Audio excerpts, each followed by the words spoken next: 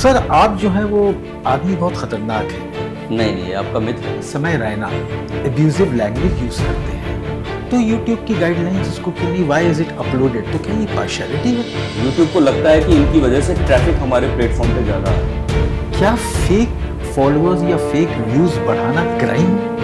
ये click farming company के through सारा वर्क होता है। बड़ी बड़ी सेलिब्रिटीज तक ये काम करती हैं, लाइक व्यूज फॉलोवर बढ़वाते हैं अपने। What is dark web and what is cyber crime and cyber fraud? Deep web dark web को सर्च करना कोई गैर कानूनी नहीं है। क्या आपका मोबाइल फोन आपकी आवाज सुनता है? Hi folks, welcome again to another episode of the Reba Ayaz show. आज हम लोग हैकिंग की दुनिया की बात करेंगे। For our viewers who don't know what hacking is, hacking basically एक अनऑथराइज्ड एक्सेस होता है डिजिटल वर्ल्ड में घुसने के लिए, चाहे वो आपका मोबाइल हो, चाहे कंप्यूटर हो, चाहे online through internet. This is what is hacking. इसी कोई और रिफाइंड फॉर्म में अगर आप कहें, थोड़ा सा इज्जत देने की बात अगर हो, तो उसका टर्म आता है एथिकल हैकर, थोड़ा सा स्टाइलिश वे में। लेकिन आज जो हैकर हमारे साथ हैं, अब ये आप डिसाइड करेंगे कि इनको एथिकल कहा जाए कि नहीं। He is on our show. After a lot and lot of waiting, he finally agreed to come on my show. Mister Pramindar Sharma, welcome to the show. Hello, thank you. Sir आप जो है वो आदमी बहुत खतरनाक हैं। नहीं नहीं, ये आपका मिथ है। अगर आप चाहें तो बगैर किसी की परमिशन के आप किसी कॉरपोरेट में, आप ऑनलाइन मोबाइल में आराम से घुस के डेटा लेके आ सकते हैं बाहर। ये सब आप जो कर रहे हैं सर, ये why are you doing this? नहीं, मैंने ऐसा कभी किसी के साथ नहीं किया। मैं आज तक हमने कि विदाउट किसी के परमिशन के किसी वेबसाइट में अटैक करना, ओके, या वल्नरेबिलिटी टेस्ट करना, या किसी सर्वर की वल्नरेबिलिटी टेस्ट करना, जी, हमने कभी विदाउट परमिशन कभी किसी पे नहीं किया। नहीं। मैं अपने दर्शकों को बता दूं कि he is also a cyber security guy. ये साइबर सिक्योरिटी पढ़ाते हैं और उसके साथ साथ there is a term which is known as red teamer. Red teamer वो लोग होते हैं हैकिंग की फील्ड में जो अटैकिंग मोड में होते हैं किसी भी वेबसाइट को या किसी सोशल मीडिया प्लेटफॉर्म पे जाने के लिए with due permission. Am I correct sir? Not social media, हाँ, any server, any website, any portal. Okay, इस पे कई बड़ी कॉर्पोरेट कंपनीज जो है वो अपने जो मौजूदा एम्प्लॉय है उनके जी जी उनको अवेयर करने के लिए भी अटैक करवाते हैं। जी। एक चीज़ और अपने दर्शकों को बताना चाहूँगा before we get into the interview mode. 2021 में एक फेक स्कैम फॉलोअर्स का एक इशू हुआ था जिसमें मुंबई पुलिस काफ़ी एक्टिव थी। फेक फॉलोअर्स जो एक टर्म है, जो लोग अपने व्यूज़ बढ़ाते हैं, फेक फॉलोअर्स उसको कहते हैं, वो 2021 में ये इशू काफ़ी रेज हुआ था और मुंबई पुलिस ने इस सिलसिले में काफ़ी लोगों को गिरफ्तार भी किया था। उसमें से हमारे एक विक्टिम जो हैं वो प्रमिंदर शर्मा जी भी हैं। सर हिंदुस्तान की बात करें तो we have around 8 crore influencers on the social media platform. एक चीज़ जानना चाहेंगे आपसे सर, मैंने ऐसे लोगों को देखा जिन्होंने यूट्यूब अकाउंट 3 महीना पहले खोला अपना, और 3 महीना 10 दिन के बाद मैं देखता हूं कि इनके 2.5 मिलियन व्यूज और लाखों में सब्सक्राइबर्स। Is it possible? अगर कोई ऐसा वीडियो उन्होंने डाला है जो कि स्पेसिफिक वीडियो है और वो वायरल हो गया है तो पॉसिबल है। और आजकल एआई कंटेंट्स बहुत बन रहे हैं, तो एआई कंटेंट बनने से भी वीडियो वायरल होते हैं, लेकिन इसका जवाब केवल यूट्यूब दे सकता है।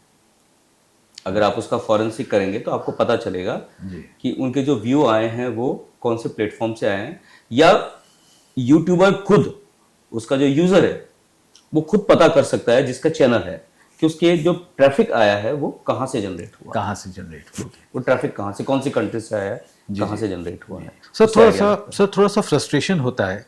हम भी अपना एक छोटा सा चैनल लेके बैठे हैं, बहुत मेहनत कर रहे हैं इन टर्म्स ऑफ व्यूज़ और सब्सक्राइबर्स।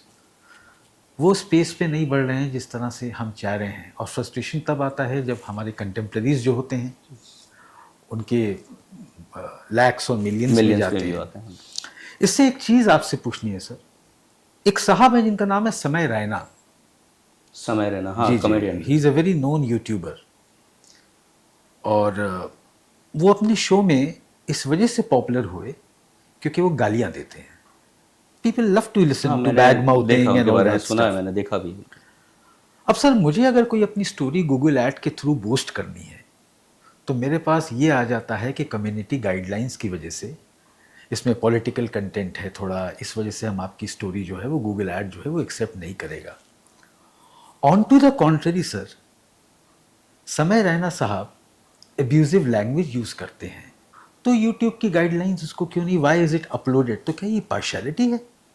ये बड़ा एक ग्रे मार्केट है. नहीं नहीं, क्या ये यूट्यूब की ये पार्शियलिटी है? यूट्यूब का डबल स्टैंडर्ड है. यूट्यूब ये बोलता है कि अगर आप डॉक्टर हैं तो जेनेटिक पार्ट का आप नाम यूज कर सकते हैं, लेकिन अगर आप कॉमेडियन हैं, आप कॉमेडी करते करते आप किसी को गालियां दे रहे हैं, गालियां देने के बाद समाज पे उस पर क्या असर दिखेगा, वो एक बात का चैप्टर है.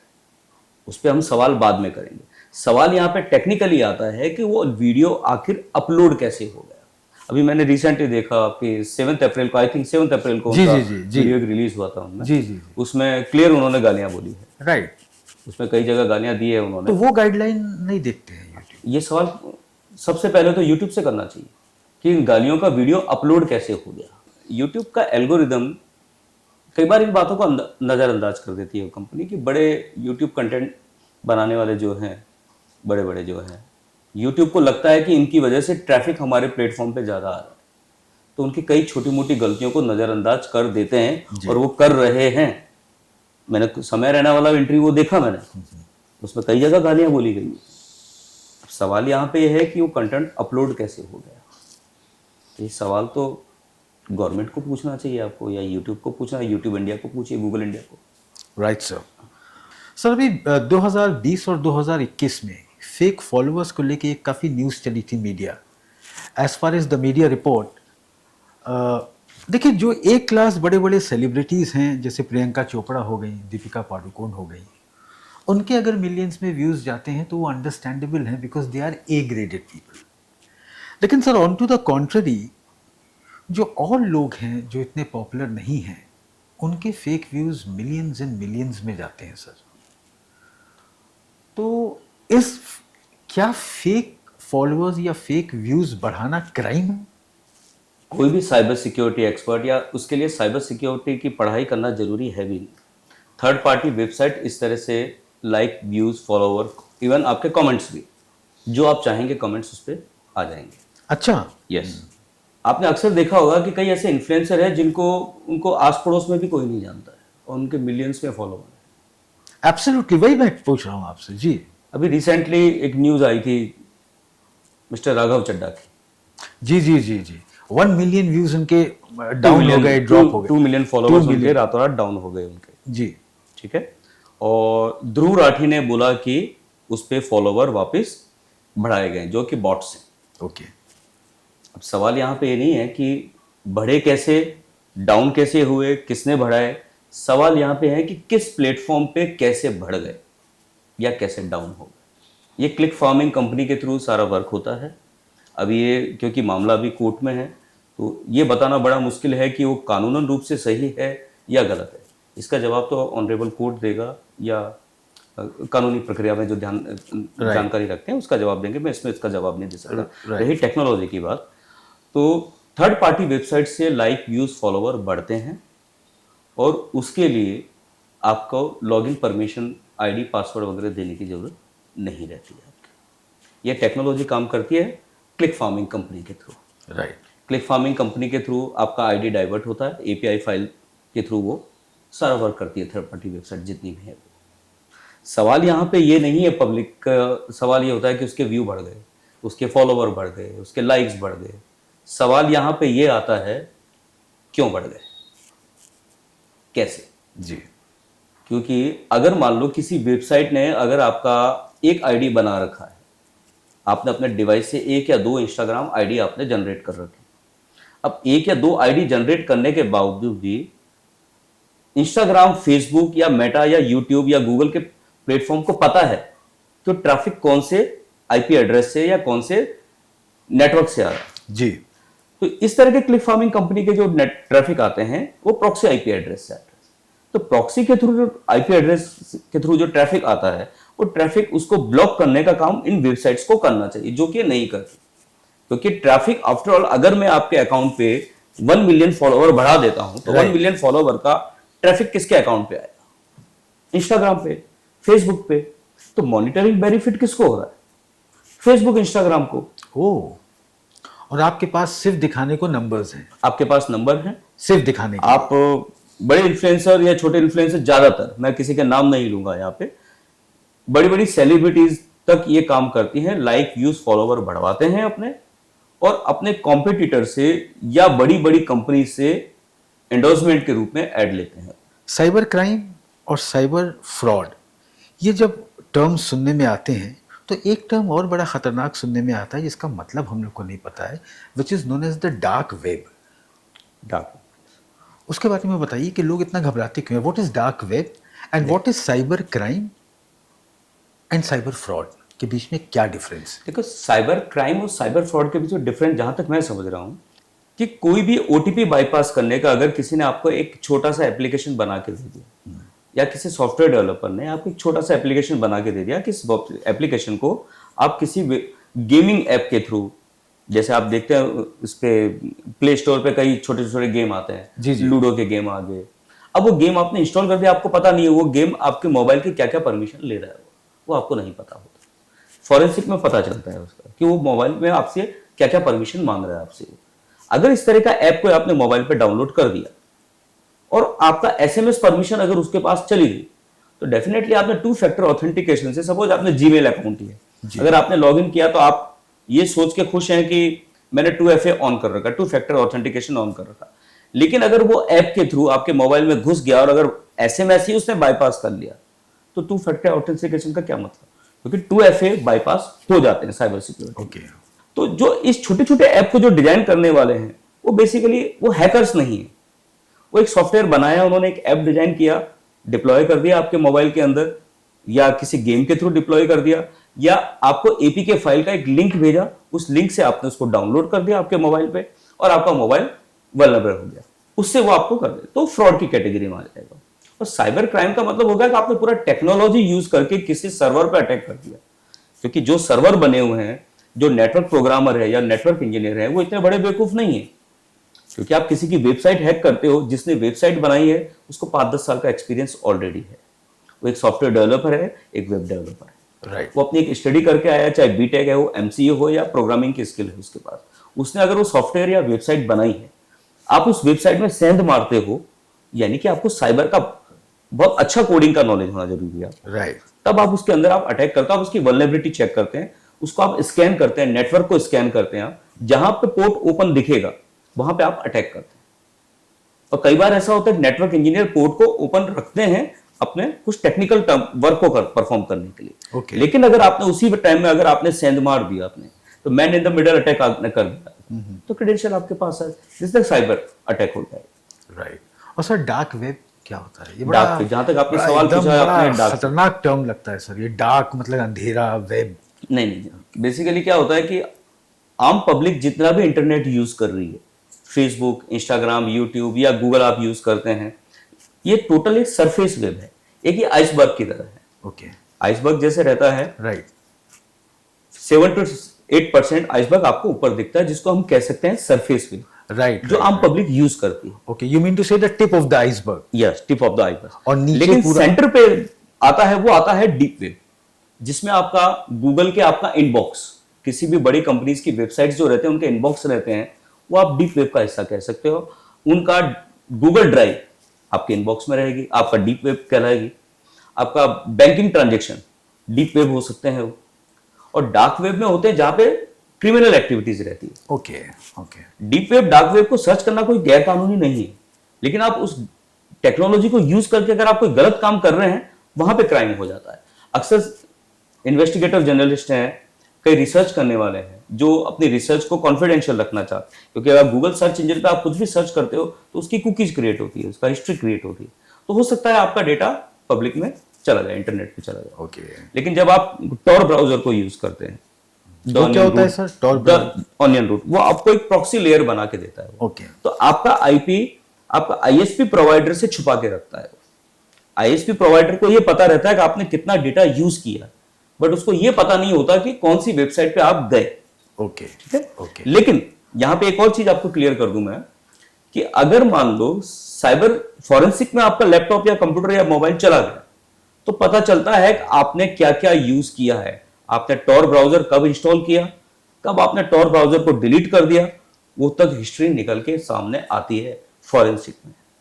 तो अगर कोई ये सोचता है, प्रो या जो बिगिनर हैकर हैं, वो ये समझते हैं साइबर सिक्योरिटी में कि हमने कुछ भी सर्च किया है और हमने डिलीट कर दिया, हाँ वो चला हिस्ट्री गया, चला हाँ, गया, राइट, ऐसा नहीं नहीं जाता। फॉरेंसिक में सब निकल के बाद, ओह, यस, सब कुछ निकल गया। एक और सवाल हम आपसे करना चाहेंगे। मैं उसको ये नहीं कहूँगा कि इत्तेफाक है, लेकिन ये अक्सर देखा गया है, जैसे हम और आप अभी बैठे हुए बात कर रहे हैं, हम लोग के मोबाइल अभी बंद हैं, हम लोग बात कर रहे हैं। अभी मैं बाहर जाऊंगा और अपना मोबाइल खोलूंगा और यूट्यूब खोलूंगा तो मुझे 5 और ऐसे स्टूडियोज दिख जाएंगे। तो मेरा क्वेश्चन ये है कि क्या आपका मोबाइल फ़ोन आपकी आवाज़ सुनता है और उस हिसाब से आपको चीज़ें डिलीवर करता है फ़ोन पे? तो इसके बारे ये में थोड़ा। एक मिथ है कि मोबाइल आपकी बातें सुनता है। सर तो ये बड़ा हसीन इत्तेफाक है, ये कैसी होता मिथ क्या है? है, मोस्टली अभी मैंने ज़्यादातर अक्सर लोगों देखा के है साथ कि ये, जी, जो भी so called cyber security expert interview देते हैं कि आपका मोबाइल आपकी बातें सुनता है। जी, एक कानून नाम की भी चीज़ होती है। कोई वेबसाइट, हाँ टेक्निकली पॉसिबल है, कोई ऐप जिसको आपने परमिशन दे रखी है, कैमरा की, आपने माइक की, आपका माइक ऑन रखने की परमिशन आपको दे रखी है आपने, तो सुन सकता है। लेकिन क्या आपको पता है, अगर 24 आवर्स अगर आपका मोबाइल, आपका माइक या माइक्रोफोन अगर आपका ऑन है मोबाइल का, तो कम से कम 2 से 3 GB डेटा आपका डेली खर्च हो जाएगा। ओके। तो ये साइन है, इंडिकेशन है, इंडिकेशन है। आपका डेटा। आपका माइक, आपका मोबाइल आपका माइक सुनता नहीं है, ये एक मिथ है।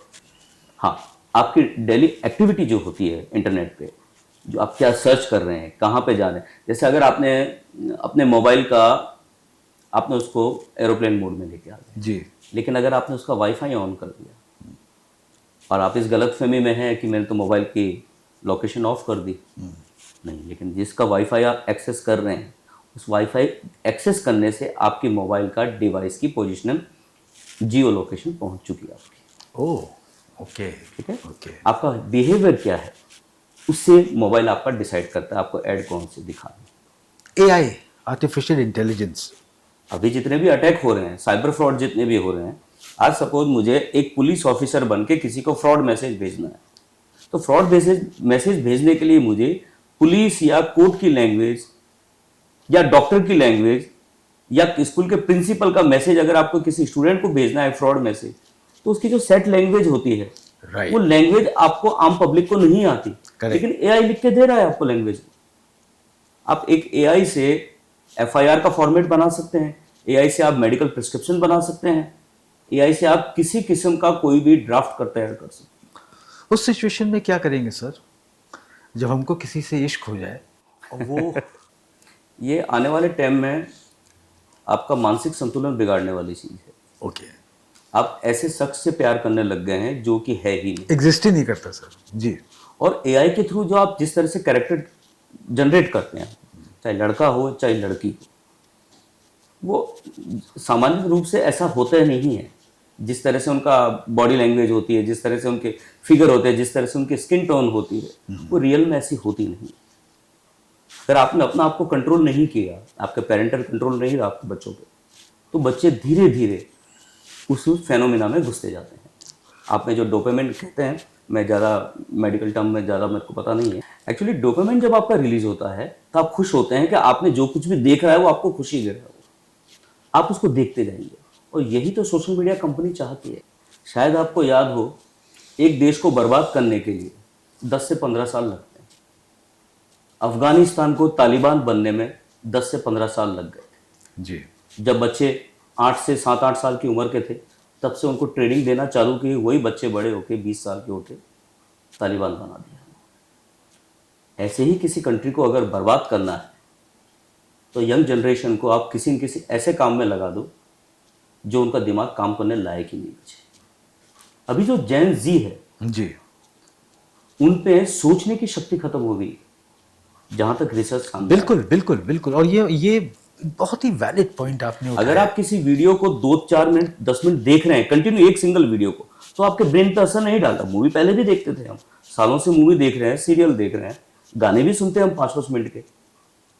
लेकिन जब आपका स्क्रीन टाइम 5 से 10 सेकंड का हो जाता है, तो आपका ब्रेन डिसाइड ही नहीं कर पा रहा है कि मैं जो देख रहा हूं वो मेरे काम का है भी कि नहीं। हैबिचुअल। आपके हैबिचुअल हो गए आप। तो ये तो सर जैसे ये तो गुटखा और सिगरेट खाने पीने वालों को पता नहीं होता उससे हो क्या रहा है, फिर भी वो खाता है क्योंकि उसको नशा लग चुका उस चीज का।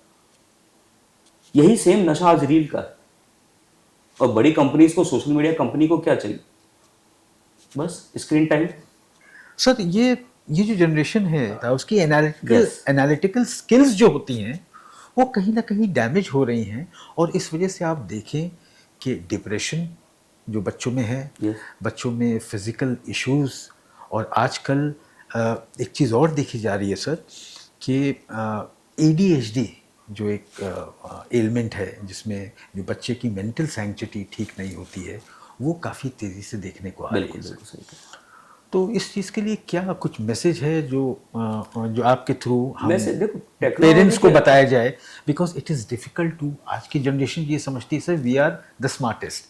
तो एक दफ़ा सामने कैमरा में देख के हमारे जो सबसे जो parent को ही जो बोलेंगे पेरेंट्स तो हैं parental control उनको मोबाइल क्या पे करना चाहिए? इफेक्टिव तरीका बताइएगा, Yes. क्या करें?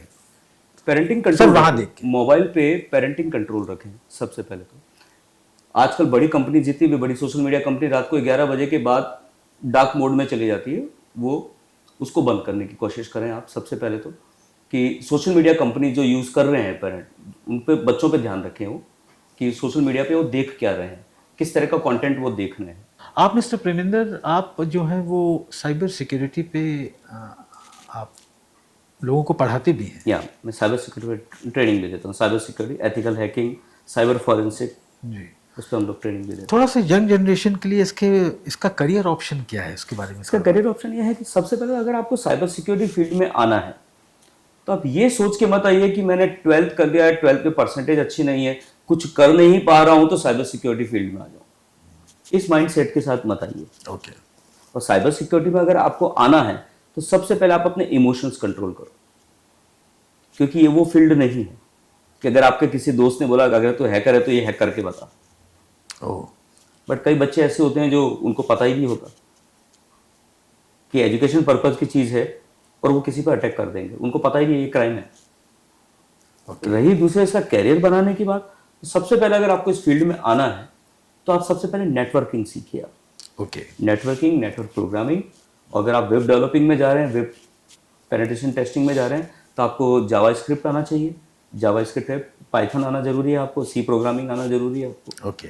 उससे आप अटैक को समझ पाएंगे या अटैक परफॉर्म कर पाएंगे आप, या कोई अटैक हो गया तो उसको समझ पाएंगे आप।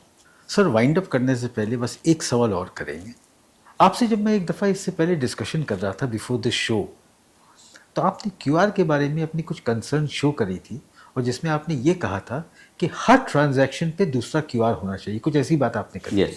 वो थोड़ा सा क्या है ये अपने दर्शकों? देखो, आप किसी लैपटॉप पे जब आप व्हाट्सएप ओपन करते हैं, कनेक्ट करते हैं, लिंक करते हैं, जी जी। तो अगर आप 1 से 2 मिनट रुक जाते हैं तो क्यूआर कोड चेंज हो जाता है। यानी कि क्यूआर कोड का डिस्प्ले पैटर्न चेंज हो जाता है, आपको वापस स्कैन करना पड़ता है, रिफ्रेश करना होता है, राइट। तब कहीं जाके आप अपना लैपटॉप को मोबाइल से कनेक्ट एक्सेस होता है जी। एक्सेस होता है, राइट। या आप देखिए कहीं रेलवे प्लेटफॉर्म पे आप जाते हैं, आप पेमेंट कर रहे हैं तो क्यूआर कोड जनरेट होता है। सपोज आपने 700 रुपीज का कोई ट्रेन का आपने टिकट या पास ले लिया। पास ले लिया जी आपने, जी।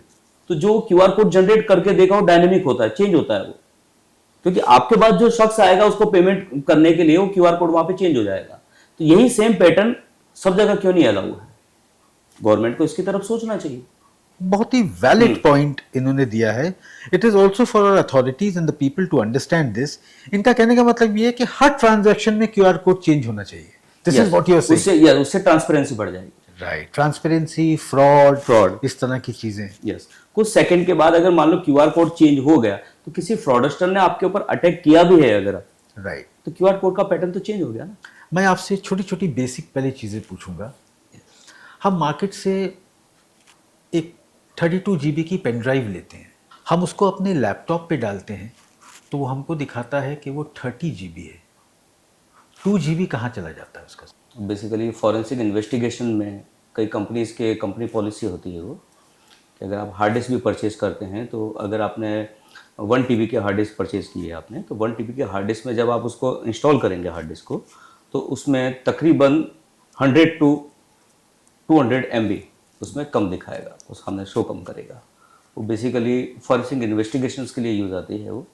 जब आप हार्ड डिस्क फॉर्मेट करते हैं उसका काफ़ी डेटा उसमें रह जाता है तो फॉरेंसिक इन्वेस्टिगेशन में डिजिटल फॉरेंसिक इन्वेस्टिगेशन में काम आता है वो आपका डेटा। कोई भी हार्डवेयर हो जिसमें हम चाहे वो आपका डेटा स्टोरेज। स्टोरेज डेटा हो, अगर हम उसको कंप्लीटली डिलीट और फॉर्मेट भी कर दें, उसके बावजूद डेटा रहता है? यस, किसी भी हार्ड डिस्क में, पेन ड्राइव में जी, जी। या SD कार्ड में जी, अगर जी। आपने उसको डिलीट कर भी दिया उसका जी, डेटा जी। तो फॉरेंसिक में रिकवर होता है जब तक कि आप उसको ओवरराइट ना कर दें उस डेटा को।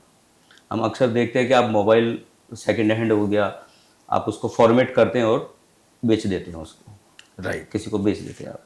लेकिन सामने वाला चाहे अगर हैकिंग फील्ड से है या साइबर सिक्योरिटी फील्ड से तो उस डेटा को रिकवर कर सकता है पुराने data. Once again before winding up, चूंकि ऑनलाइन बात हो रही है, सोशल मीडिया की बात हो रही है, साइबर क्राइम की बात हो रही है, साइबर फ्रॉड की बात हो रही है, ये सारी चीज़ों में जहाँ क्राइम की बात हो, यहाँ फ्रॉड की बात हो, एक बहुत इम्पोर्टेंट चीज़ आती है जहन में कि जो जितने क्राइम और फ्रॉड करने वाले लोग हैं ना, they are educated people. Am I correct sir? सबसे ज़्यादा पढ़ा लिखा आदमी साइबर फ्रॉड में आता है, फंसता बिल्कुल। है। So to avoid this, cyber forensics से आप जितना भी फ्रॉड करना चाहें sir, think before what you upload, because upload के बाद आप जितना भी डिलीट करना चाहें चीज़ों को डिलीट नहीं कर सकते हैं।